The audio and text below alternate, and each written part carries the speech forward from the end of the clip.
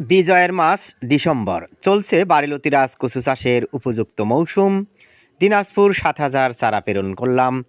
প্রিয় দর্শক, আসুন আমাদের বাড়িলতি রাজ কচুর জমির হাল হাওলাত তুলে ধরি। দেখেন, প্রত্যেকটা গাছে এলোপাতারিভাবে প্রচুর পরিমাণে লতি বের হয়েছে। বর্তমানে বাড়িলতি রাজ কচু চাষ ব্যাপক লাভজনক হয়। কৃষক সম্প্রদায় এই চাষের দিকে ঝুঁকছে। আপনি কেন পিছিয়ে থাকবেন? প্রিয় দর্শক, দেখেন প্রত্যেকটা লতি সবুজ এবং প্রচুর পরিমাণে প্রত্যেকটা গাছে লতি এসেছে।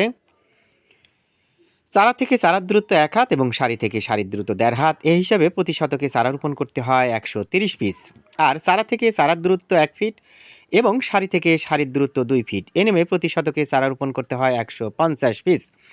যারা ডিসেম্বর থেকে বাড়িলতি রাজ কচু চাষ করতে চান, ১ ফিট বাই ২ ফিট নেমে চারা রোপণ করবেন। ভালো বীজ, ভালো ফসল, সুস্থ সবল বীজ থেকে কেবল